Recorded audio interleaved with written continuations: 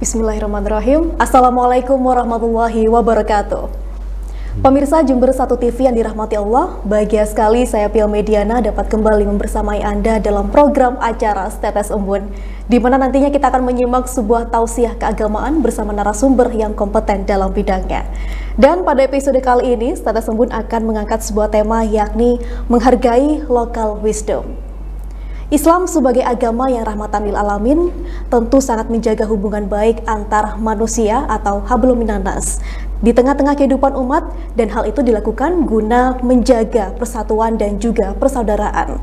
Dalam bidang muamalah hubungan sesamanya, umat Islam harus menghargai berbagai kearifan lokal yang tentunya masih dalam syariat Islam, dan tentu harus juga meluruskan manakala bertentangan dengan syariat Islam, sehingga kearifan lokal tetap harus tunduk pada aturan Allah Subhanahu wa Ta'ala.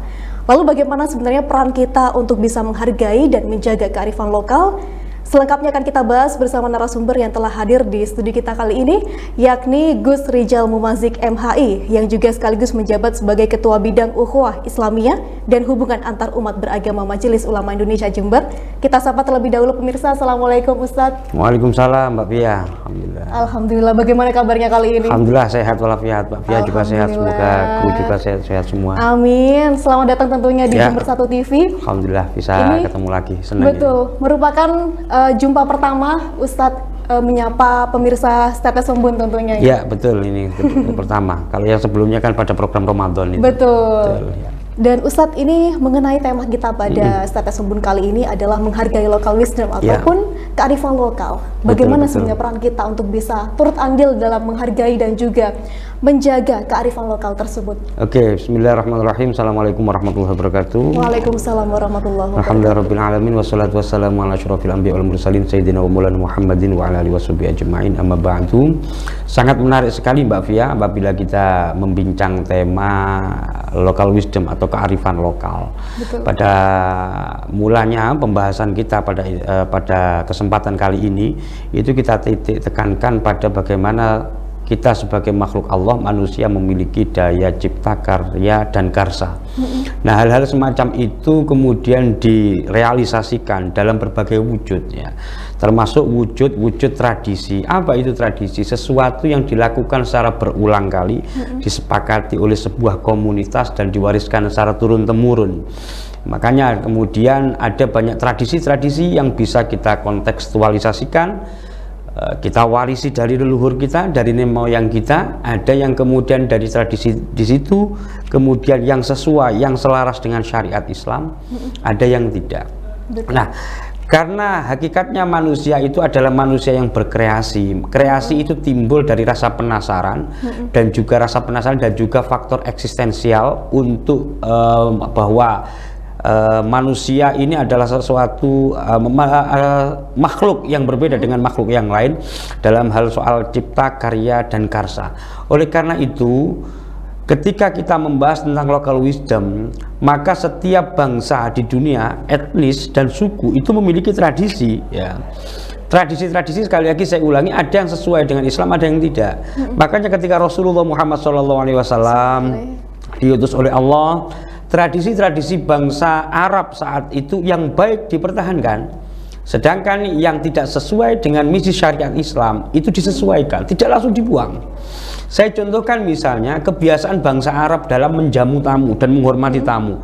Itu adalah tradisi yang diwariskan dari Nabiullah Ibrahim alaihissalam, dan selama berabad-abad dipertahankan oleh masyarakat Arab pada saat itu. Ada lagi tradisi loyalitas, etnisitas, kesukuan, ya, solidaritas dan sebagainya. Ada juga tradisi-tradisi peperangan dan sebagainya. Nah, yang tidak sesuai itu dibuang, yang sesuai dipertahankan dan dipoles sedemikian rupa. Termasuk salah satu tradisi local wisdom lah bahasanya zaman saat itu adalah tradisi penyembelihan hewan manakala menyambut kelahiran buah hati, yang kita sebut akikoh. Zaman sebelum Rasul, tradisi jahiliyah, ketika menyambut kelahiran buah hati, maka disembelihkan domba atau kambing, lantas kemudian ketika darah sudah mengucur, maka orang tua mengambil darah dari hewan yang telah disembelih tersebut, dioleskan ke ubun-ubun bayi yang baru lahir. Tradisi semacam itu dipertahankan oleh Rasulullah. Akan tetapi serpihan-serpihan yang tiada guna dihapus. Apa? Akikohnya tetap dipertahankan, tetapi kemudian tradisi mengoleskan darah dari hewan itu yang di ubun-ubun bayi ditiadakan. Caranya bagaimana? Diganti dengan cara mengoleskan minyak za'faron.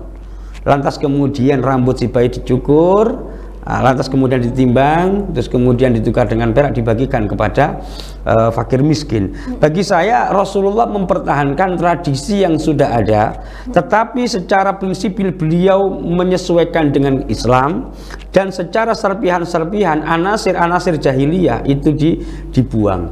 Demikian pula tradisi solidaritas bangsa Arab.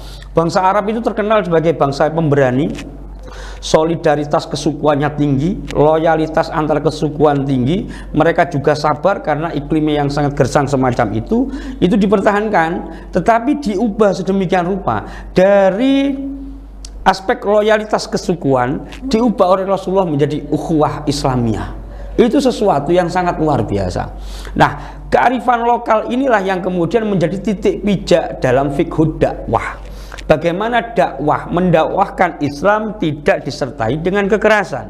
Mendakwahkan Islam, mengajak orang masuk Islam, mengajak orang agar jatuh cinta pada ajaran agamanya, tidak dilakukan dengan cara-cara yang justru merusak citra Islam tersendiri, bahkan melanggar prinsip Islam.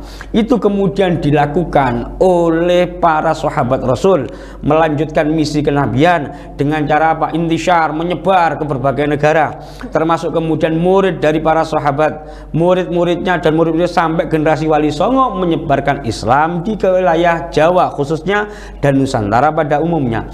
Ada sesuatu yang menarik manakala kita melihat kiprah dakwah para Wali Songo ini, karena beliau berpijak pada surat An-Nahl ayat 125, ud'u ila sabili rabbika bil hikmah wal mau'izatil hasanah. Dua pokok prinsip yang menjadi ketetapan beliau-beliau, baru ketika misalnya menghadapi kaum yang ngeyel digunakan strategi yang ketiga yang ada di dalam surat tersebut, wajadilhum billati hiya ahsan. Nah, ini contohnya yang menarik, Mbak. Tradisi masyarakat kita ya, itu adalah tradisi yang masyarakat yang memang sudah berakar mempercayai kalau ada zat yang maha kuasa yang menciptakan segalanya, atau dalam orang Jawa menyebutnya zat kang murbeng dumedi itu ya, dumedi itu. Tetapi mereka belum bertauhid, mereka hanya percaya tapi tidak bertauhid. Makanya orang-orang para antropolog menyebut ini adalah ajaran animisme, dinamisme dan seterusnya. Lah, mereka ini memiliki tradisi di mana ketika sebelum mereka melakukan sesuatu perbuatan yang penting, mereka melakukan ritual. Ketika misi sudah tercapai, tujuan dari permohonan tersebut ya dikabulkan oleh dewa dan seterusnya, mereka kemudian menyajikan semacam persembahan. Mereka juga mengundang dan merayakan bersama-sama atas anugerah yang telah dia dapatkan. Yang ketiga adalah tradisi prosesi manakala ada kematian. Kematian yang membuat mereka berduka cita, dirayakan juga oleh kerabat dan tetangga. Tradisi sudah ada, tetapi di situ seringkali tradisi yang sudah ada mapan terwariskan secara turun-temurun, pertama melanggar syariat, yang kedua juga bertentangan dengan fitrah kemanusiaan, yang ketiga tentu saja tidak bisa dibenarkan secara hukum. Misalnya ada tradisi pengorbanan manusia, itu ada dulu, bukan hanya di wilayah Mesir, di wilayah suku Aztek, Inka, Maya dan seterusnya. Di Jawa ada zaman dulu pengorbanan manusia semacam itu. Lantas kemudian diubah, Islam masuk, diubah apa? Oh, sebelum melakukan sesuatu mereka kemudian membuat semacam persembahan dan seterusnya. Inilah yang kemudian diganti oleh kita, diganti oleh ulama-ulama Wali Songo, para mendakwah jangan korban manusia. Memangnya ada eranya Maulana Malik Ibrahim, salah satu pendakwah Wali Songo, diubah jadi selamatan, memohon keselamatan pada diri sendiri, keluarga dan juga lingkungan. Terus apakah kemudian diisi dengan tari-tarian karena ada ritual semacam itu? No, tradisi kemudian apa campur baur laki-laki dan perempuan, tradisi sudah ada, tapi ini yang dihilangkan apa? Yang namanya selamatan dilaksanakan memohon kepada Allah, ya, pakai doa, dilandasi sholawatan dan seterusnya. Yang pertama selamatan. Yang kedua tadi itu saya sebutkan Mbak Pia, apa? Yaitu manakala mereka memperoleh anugerah, misinya berhasil, cita-citanya dikabulkan dan seterusnya, mereka nggak mau kemudian merayakan sendirian, karena kita masyarakat kolektif. Apa? Undang tetangga minum-minum, undang tetangga nari-nari, tidak jelas, adu ayam dan seterusnya, judi. Tradisinya ada, prinsipnya ada, kumpul-kumpulnya ada, tapi yang halal semacam itu dihilangkan. Diganti apa? Tasyakuran. Ya, tasyakuran di sini sebutnya tasyakuran. Kalau di Amerika Thanksgiving, thanks matur suwun, giving atas kanugrahan saking Gusti Allah, kan gitu. Apa yang ketiga? Tradisi kematian. Dulu ketika kematian ya sudah, orang kumpul nggak ngapa-ngapain, mungkin hanya menghibur keluarga yang sedang berduka cita, berbelasungkawa, selesai cangkruk ngomong ngalor ngidul sambil nenggak tua. Kadang sudah main judi dan seterusnya. Kumpul-kumpulnya ada, tapi anasir-anasir jahiliyah diubah. Akhirnya apa? Ayo tahlilan saja, mendoakan almarhum. Itu. Kenapa ini bisa terjadi? Karena ada salah satu kaidah fikih, al-'adah al-muhakkamah. Adat bisa dijadikan sebagai ketetapan hukum. Ya, karena masyarakat kolektif itu berpikir visi yang sama, maka biasanya lebih cenderung mudah diarahkan untuk menuju kebaikan. Kalau ada tradisi, local wisdom, kebijaksanaan lokal, kearifan lokal yang sudah mapan, tetapi di situ ada kurang lebih 50% kebaikan, yang 50% itu keburukan, maka jangan dihapus. Apa caranya? 50% keburukan dihilangkan agar persentasenya 100% menjadi kebaikan. Itu strategi yang sangat luar biasa. Oleh karena itu, di dalam menghargai tradisi-tradisi lokal, menghargai local wisdom dan seterusnya, maka harus menggunakan fiqhud dakwah atau fikih dakwah. Apa? Secara metodologis sesuai dengan surat An-Nahl ayat 125 yang saya sebutkan tadi. Yang kedua itu menggunakan metode tadriji. Apa metode tadriji? Itu step by step. Tidak bisa kemudian kita berdakwah kepada sebuah komunitas non muslim yang ingin kita islamkan, kita sampaikan hidayah kepada mereka, lantas kemudian langsung mereka kita minta untuk langsung menutup aurat secara langsung, benar-benar biasa. Tapi apa? Yang penting sopan dan seterusnya. Tadriji, apalagi belum bisa bacaan sholat dan seterusnya, pelan-pelan dan seterusnya. Ketika sudah menggunakan metode tarbiyah, dakwah semacam ini, maka biasanya itu dakwahnya akan langgeng karena tiada akar kekerasan di sana. Orang itu lebih cenderung lebih cenderung menyukai sesuatu yang tidak ada unsur kekerasannya. Betul. Itu sudah fitrah kemanusiaan. Oleh karena itu dan yang lain banyak sekali. Makanya saya tadi menyebutkan ada al-'adah al-muhakkamah, karena di dalam kemudian dipreteli lagi ternyata adat, kalau adat itu konteksnya itu lebih luas, ya, tradisi adat lebih luas, tapi kemudian lebih spesifik itu disebut sebagai urf. Urf itu adalah sesuatu kebaikan menurut sebuah komunitas, tapi kemudian nanti kadangkala satu kebaikan menurut sebuah komunitas belum tentu baik secara syar'i, maka kemudian ulama membagi ada urf sahih, ada urf fasid. Urf sahih itu adalah kebiasaan yang baik, urf fasid kebiasaan yang rusak. Oh, saya ke Bali, ternyata di sana bagi masyarakat Bali misalnya ketika merayakan sesuatu, baiklah kita kumpul-kumpul, misalnya gak Bali lah, sebuah komunitas, kita merayakan, saya dapat tender proyek, yuk kita rayakan komunitas ini tasyakuran semacam itu, tapi nenggak arak, bagi mereka bagus, tetapi secara syar'i tidak bagus. Dan itu makanya ada pertimbangan semacam itu. Itulah mengapa di dalam tradisi keulamaan kita, selain menentukan ada uruf sahih dan uruf fasid yang rusak itu tadi, setiap ulama memiliki corak metodologi dakwah yang berbeda-beda. Ada coraknya kesenian, seperti tadi saya tunjukkan Sunan Kalijogo pakai corak seni.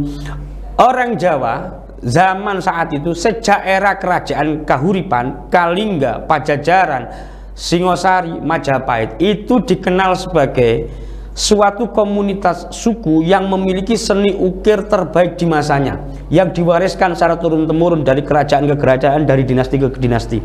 Tetapi kemudian karena di dalam Islam ada larangan membuat patung yang dijadikan sesembahan, potensi seni manusia, seni untuk berkreasi itu alamiah, given dari Allah.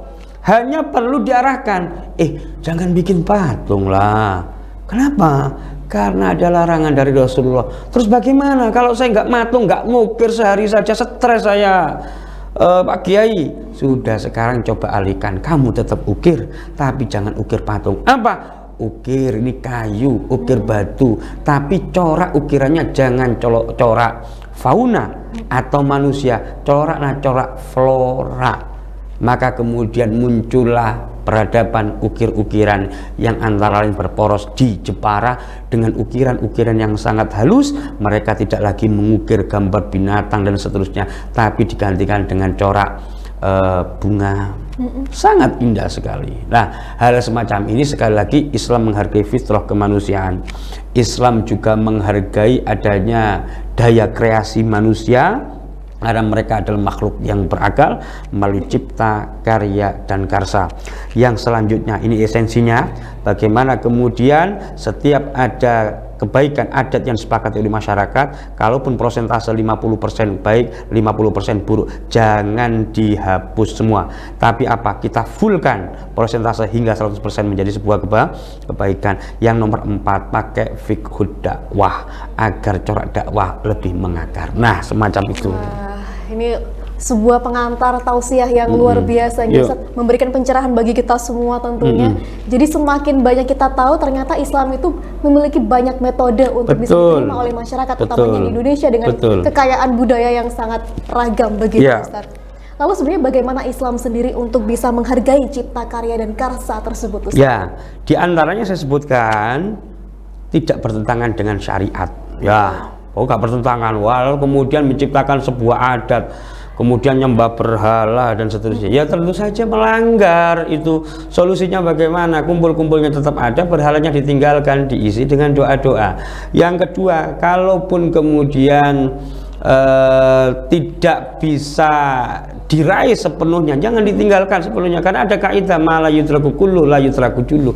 Kalau tidak bisa meraih keseluruhannya, maka jangan membuang semuanya, diambil separuhnya saja, ya. Ma la yudraku kullu la yudraku jullu. Jadi jangan kemudian tinggalkan. Ya itu tadi, kumpul-kumpulnya ada, komunitas kita. Karena masyarakat kita, Mbak, itu adalah masyarakat komunal. Basisnya basis agraris. Wong lek kadung seneng dan setelah kumpul-kumpul itu pasti disambung sama mangan-mangan. Kalau nggak disambung mangan-mangan, sambil obrolan. Kalau nggak sambil obrolan, biasanya ketika misalnya orang kemudian minum itu tukaran, kan gitu kan.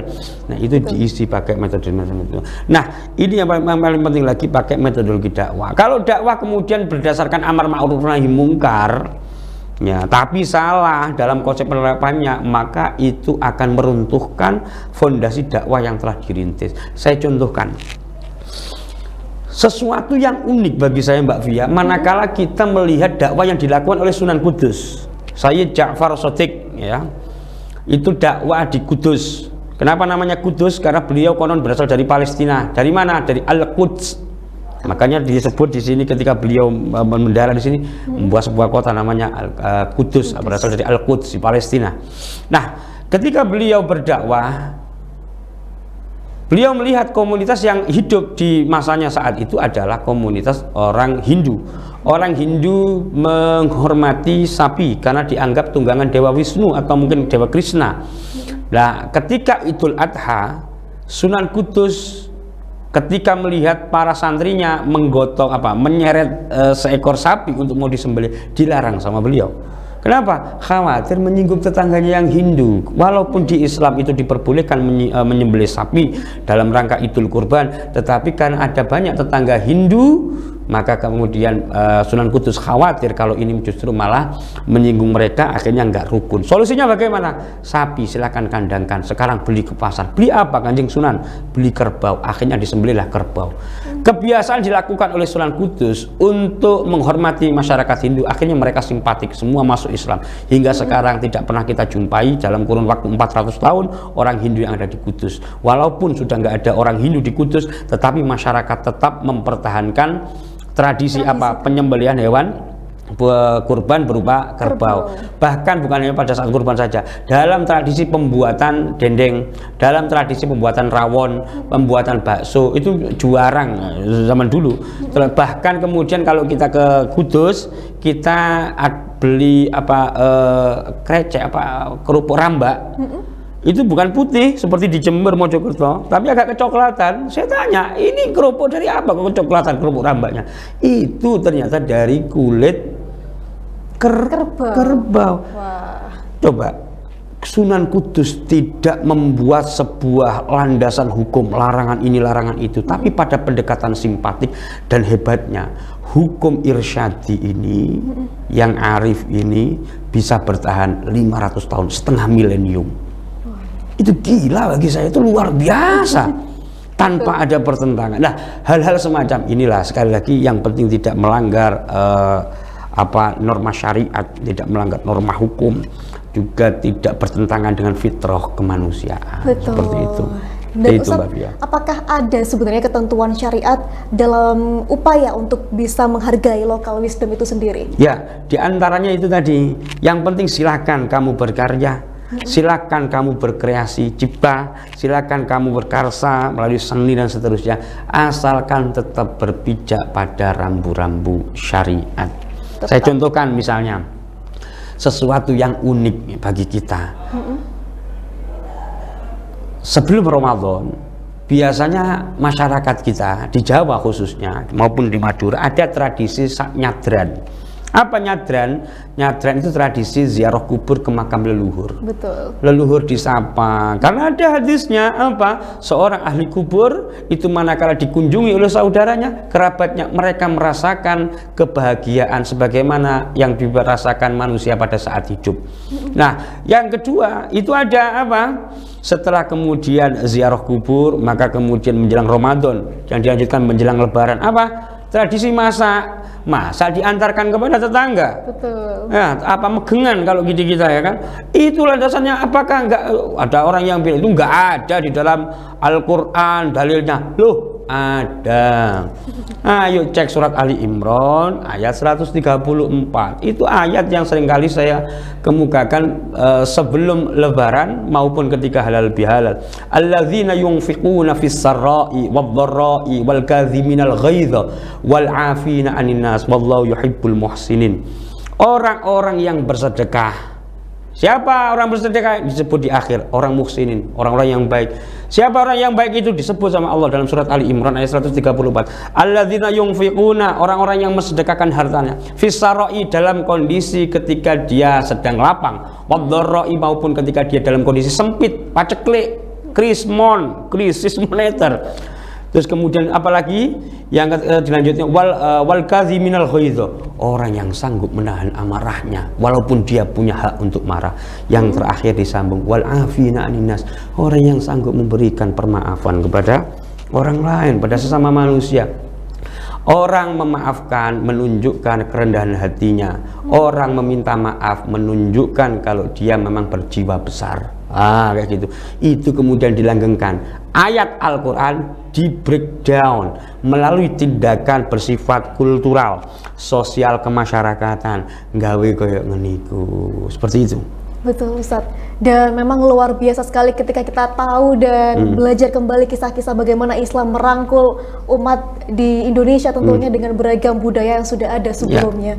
Dan mungkin menjadi introspeksi kita sendiri, utamanya para warganet mungkin, ketika kita dihadapkan pada sebuah perbedaan sedikit pun ketidaksamaan antar pendapat mungkin, dan itu langsung menjadi sensi tersendiri. Betul. Langsung tinggi tensinya. Adakah upaya Ustadz bagaimana cara kita sebagai umat beragama ini bisa bijak dalam menghargai perbedaan tersebut? paling penting, pertanyaan paling penting diajukan Mbak Fia. Masyarakat kita, bukan hanya orang Jawa, Madura, Minang dan seterusnya, kita dalam satu rumpun besar masyarakat Nusantara itu pada dasarnya memiliki filsafat yang walaupun tidak sepakati secara perundang-undangan, secara formalitas, tetapi hidup di alam bawah sadar kita semua. Apa filsafat dalam bahasa Jawa yang disebut piye apike, piye penake? Betul. Piye apike, piye penake. Dua prinsip inilah yang menyebabkan ada 750-an suku bangsa, 1200 bahasa, agama yang berbeda hidup rukun sejak 17 Agustus 45 sampai sekarang. Karena apa? Menerapkan prinsip di dalam alam bawah sadar piye enake, piye apike. Karena dulu founding fathers kita sebelum kemerdekaan sudah berdebat bentuk negara ini bagaimana. Sebagian kubu menginginkan negara kita dibentuk sebagaimana Prancis, sebagaimana Amerika, liberal, sekuler, nggak ada kaitannya agama dengan negara. Sebagian yang lain menginginkan nggak bisa, umat Islam mayoritas yang selama ini berjuang, maka sebaiknya, sewajibnya, seharusnya Indonesia adalah menjadi negara Islam. Wah, gontok-gontokan perdebatan tiba-tiba mengerucut pada sebuah konsensus. Apa? Berdasarkan falsafah yang mengendap di alam bawah sadar para bapak bangsa. Piye apike, piye penake. Wis gak usah melok negara sekuler, gak usah melok negara Islam. Gawe negara apa? Negara beragama. Bukan negara agama, bukan negara sekuler. Negara beragama berdasarkan falsafah Pancasila. Piye enake, piye apike. Itulah penting komunikasi juga. Sekali lagi perbedaan pendapat itu adalah sesuatu yang wajar karena setiap otak memiliki landasan pemikiran masing-masing. Yang kedua, perbedaan apapun juga merupakan fitrah dari Allah. Yang sama jangan dibedakan, yang beda jangan disama-samakan. Itu bukan kalimat saya, itu kalimat dari Kiai Haji Ahmad Hashim Muzadi, PBNU, ketua beberapa periode yang lalu. Seperti itu. Luar biasa Ustaz. Jadi memang kita harus mengawali, menghargai kearifan lokal adalah dengan landasan toleransi itu yang betul. Maka saya seperti tadi tidak boleh menyamakan yang berbeda dan tidak boleh membeda-bedakan yang sama. Begitu Ustaz. Dan ini pembahasan yang cukup menarik dengan tema menghargai local wisdom. Namun lagi-lagi kita terbatas dengan durasi yang hanya 30 menit Ustaz. Namun tentunya semoga pahala terus mengalir kepada beliau-beliau yang dengan tulus menyampaikan ayat-ayat Allah, terutama kepada Ustadz Rizal Mumazik yang sudah meluangkan waktunya pada episode Setes Embun kali ini. Dan pemirsa, tidak bisa dimaknai bahwa Islam sebagai ajaran yang eksklusif, yang tidak menyisakan ruang dan waktu untuk kearifan lokal. Karena justru Islam tidak provokatif namun inovatif seperti yang dibawakan oleh Rasulullah SAW kepada kita hingga hari ini. Dan demikian tadi Setes Embun pada episode kali ini. Saya Pia Mediana mohon undur diri. Terima kasih atas kebersamaannya. Semoga tayangan ini bisa memberikan manfaat bagi kita semua. Akhir kata, wallahu muwaffiq ila aqwamit thoriq. Wassalamualaikum warahmatullahi wabarakatuh. Waalaikumsalam warahmatullahi wabarakatuh. Terima kasih Ustaz. Terima kasih juga Mbak Fia. Terima kasih.